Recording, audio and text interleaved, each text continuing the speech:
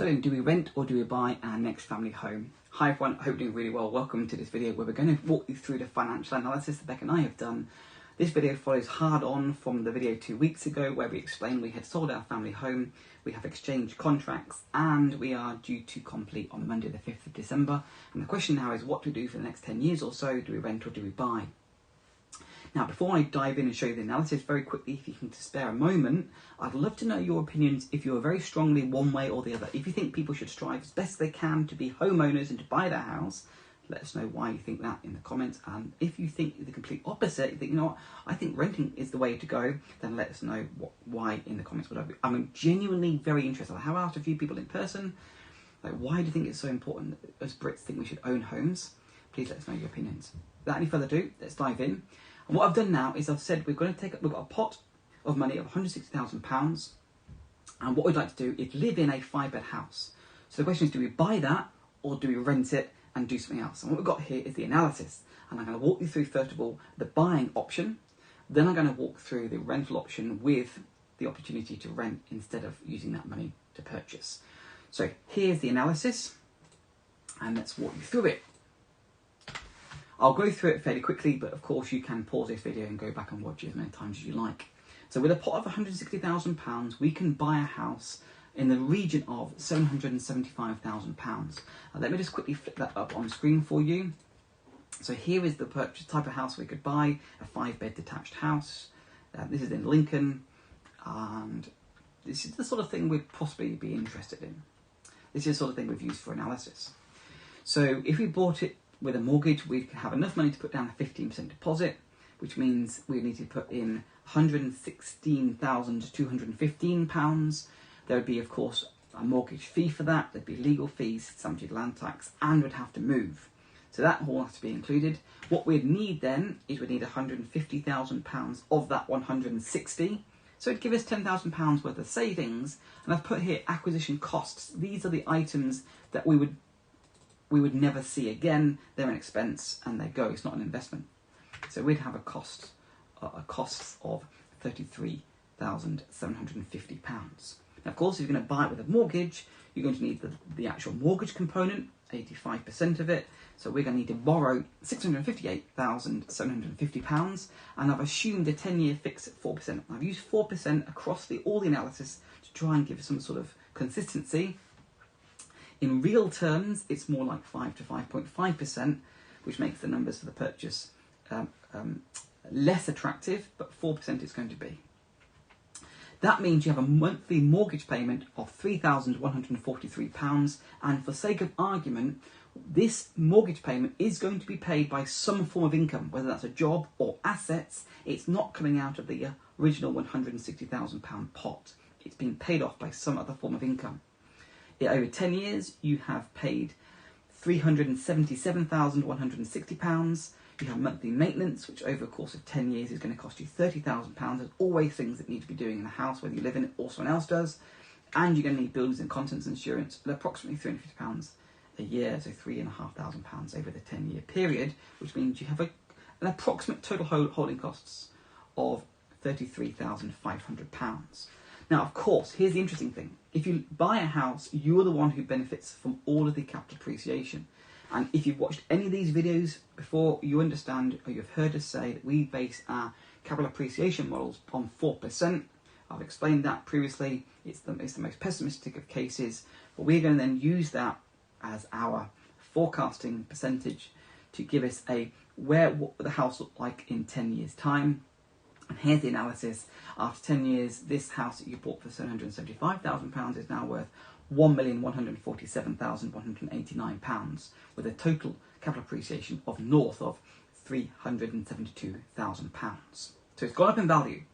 But what does your sort of net worth look like? What do your finances look like? Just taking the purchasing situation, not any form of income, expenditure, or the cost to run the house. So your debt is, after 10 years, 45% loan to value. You still owe £518,919, which means, of course, your equity is the difference. So you have an equity position of £628,000. you still have your £10,000 worth of savings from before, and you've got to deduct those holding costs of £33,500, which means taken together, you have bettered yourself to the tune of £85,851. You are up by north of £85,000 over a 10-year period if you take your £160,000 and buy your 5-bed house. What's the alternative? And the alternative is you could rent. So let's just quickly go back to these properties. Here is a property for rent within quarter of a mile. You can rent it for £250,000. Your deposit's going to be £2,750, and they're both detached. They've both got tall chimneys. The pictures are different, and one's staged and one's not, or one's lived in, one's not. But I do genuinely think this is an indicative of the type of property within I think half a mile of the two. So this is sort of the equivalent thing you could rent, a 5-bed you could rent.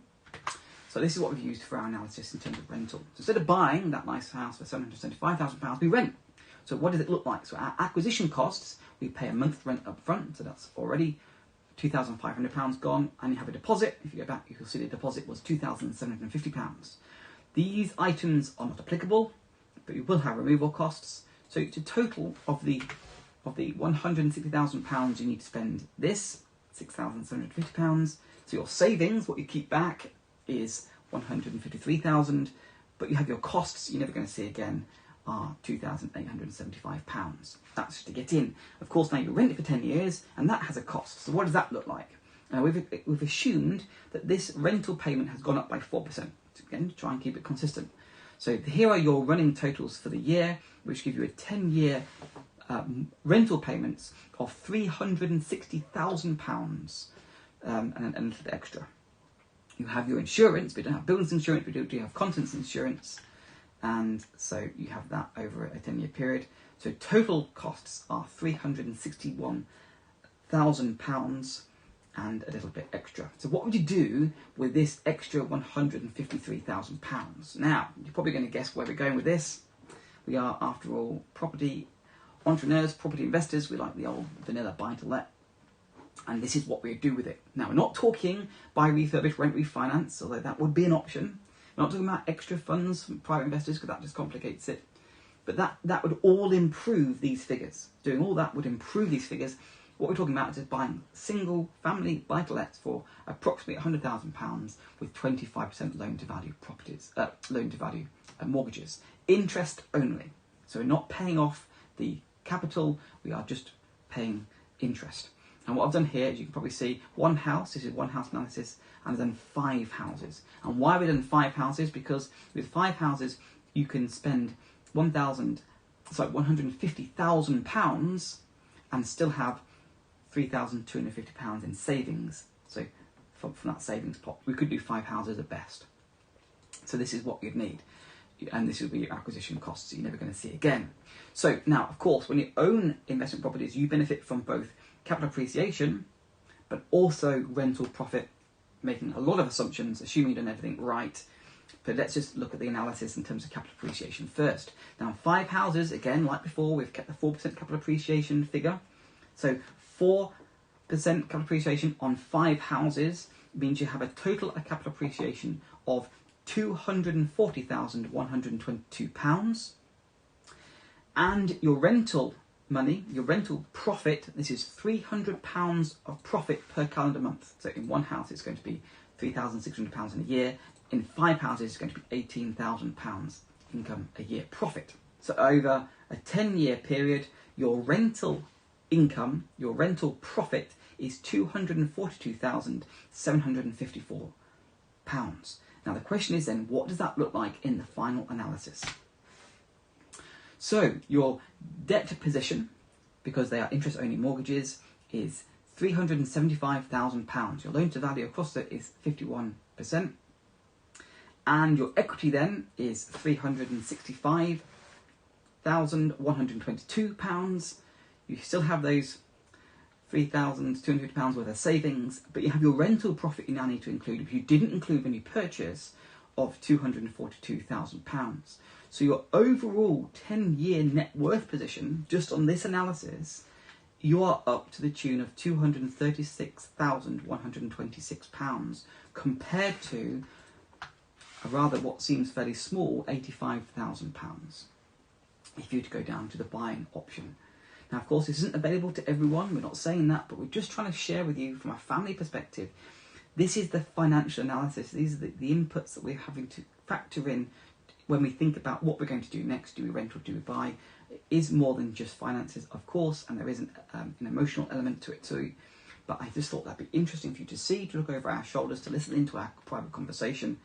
This is the situation we're in, and we are very attracted to the rental for 10 years and redeploy that cash for other buy-to-let investment properties. Now, of course, what you could say to me is after a period of time, say after 5 years, you could refinance those properties, assuming market conditions, and you could actually then use that capital appreciation to go and buy more and more rental income. And what you find is that investment start compounds over time if you keep doing it, if you maintain the momentum. But taken as a whole, what would you do with £160,000? Would you rent or buy your next house if it's going to be a 5-bed? And I think the analysis is fairly clear. You get a 5-bed house, but you get rent and capital appreciation from rental properties if you go down there, you rent your house. Let us know what you think in the comments. We're very interested to know.